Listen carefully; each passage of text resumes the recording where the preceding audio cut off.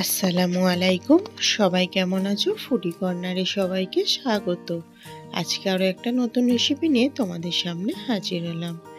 শীতকালে যদি একটা সুন্দর মাছের রেসিপি গরম ভাতের সঙ্গে খাওয়া যায় তাহলে সেটা কেমন হয়? মাছ কাটা থেকে রান্না পর্যন্ত আজকে সব কিছুই তোমাদের সঙ্গে শেয়ার করব। রেসিপিটা তোমরা পুরো দেখতে থাকবে আর কোথাও কিন্তু স্কিপ করবে না। স্কিপ করলে কিন্তু বুঝতেই পারবে না যে আমি এটা কিভাবে বানালাম আর কি কি উপকরণ অ্যাড করলাম। ঘরোয়া পদ্ধতিতে খুব সাদামাটাভাবে যদি এরকম পমফ্রেট মাছ রান্না করা যায় তাহলে বাইরে গিয়ে খাবার আর কোনো দরকারই পড়বে না। রেস্টুরেন্ট স্টাইলের মাছের কারি বাড়িতেই বানালাম আর সেটা তোমাদের সঙ্গে শেয়ার করলাম। চলো দেখে নেওয়া যাক।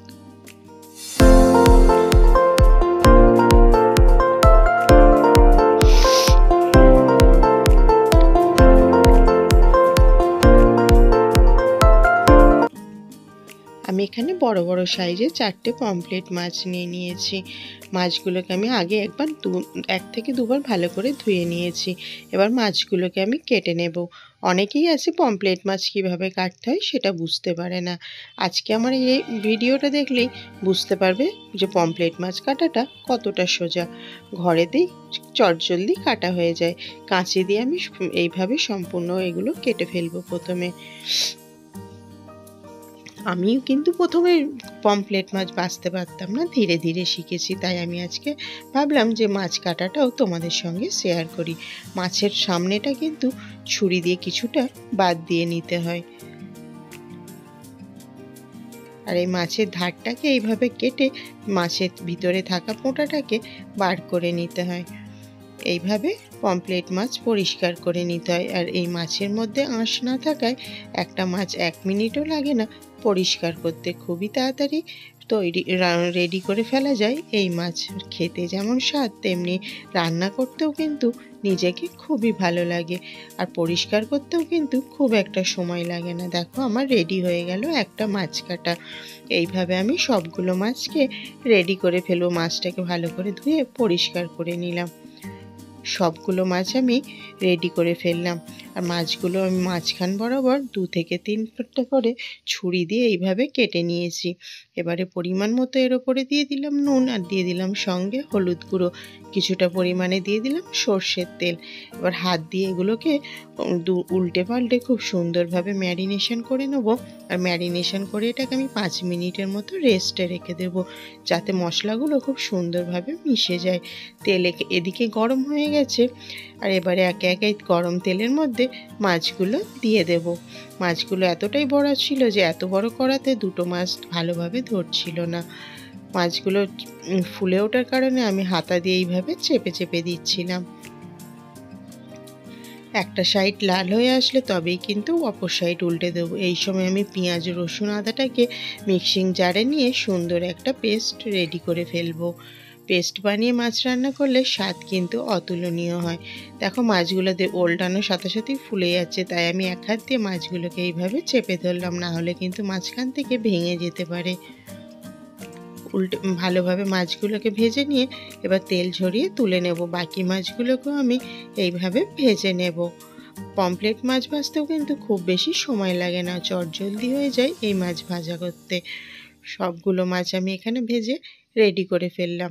সামান্য কিছু তেল রয়ে গেছে, এই তেলের মধ্যে আমি দিয়ে দিলাম কিছুটা পেঁয়াজ কলি।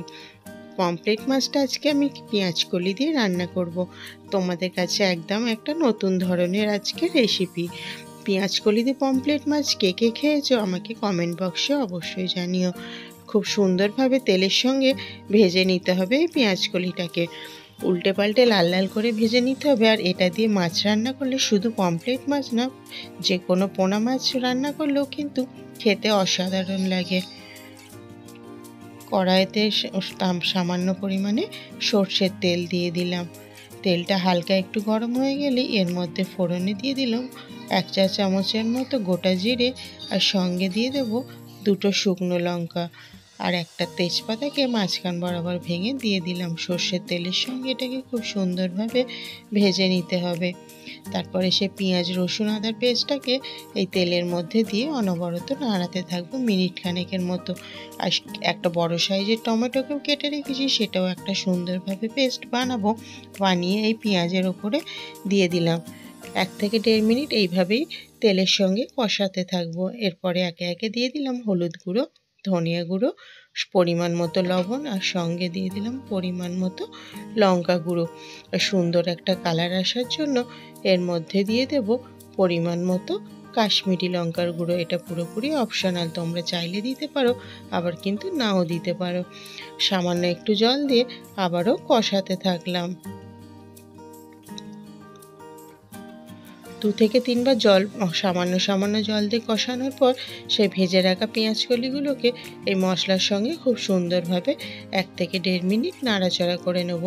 যখন কড়াই থেকে এই মশলাটা উঠে আসবে তখন জানবে মশলা কষানোটা পুরোপুরি রেডি হয়ে গেছে। দেখো অনবরত কিন্তু আমি কষিয়ে নিচ্ছি। 1 থেকে 1.5 মিনিট কষানো হয়ে গেছে। এরপরে দিয়ে দিলাম পরিমাণ মতো জল। যার যেমন ঝোলের দরকার সে সেই রকম জল দেবে। এবার এটাকে চাপা দিয়ে ফুটে আসা পর্যন্ত ওয়েট করব। 2 মিনিটের মতো এখানে রান্না করে নেব। 2 মিনিটের মতো রান্না করে নিয়েছি। এবারে এর মধ্যে ভেজে রাখা মাছগুলোকে আস্তে আস্তে দিয়ে দিতে হবে। পমফ্রেট মাছের এই রেসিপিটা তোমাদের কাছে খুবই ভালো লাগবে। আর তোমরা চাইলে কিন্তু অবশ্যই একবার এই শীতকালে পেঁয়াজ কলি দিয়ে একবার বানিয়ে দেখতে পারো। খেতে যেমন অসাধারণ, তেমনি কিন্তু নিজেকেও বানাতে ইচ্ছা করবে। আর বাড়ির সবাই কিন্তু খুবই পছন্দ করবে। সর্ষে পমফ্রেট আমরা খাই বা তেল ঝালও খাই, কিন্তু পেঁয়াজ কলি দিয়ে একবার অবশ্যই ট্রাই করে দেখতে পারো। ওপর থেকে দিয়ে দিলাম 2টো কাঁচা লঙ্কা, আর 1/2 চা চামচের মতো দিয়ে দিলাম ভাজা জিরের গুঁড়ো। দিয়ে আবারও চাপা দিয়ে 1 মিনিটের মতো ফুটিয়ে নেব। নিয়ে এটাকে বন্ধ করে দেব। দিয়ে রেস্টে রেখে দেব 2 থেকে 3 মিনিটের মতো। 1 মিনিট পর খুলে দেখলাম ঝোলটা আরও ঘন হয়ে গেছে। এবার নাড়িয়ে এটাকে রেখে দেব গ্যাস অফ করে।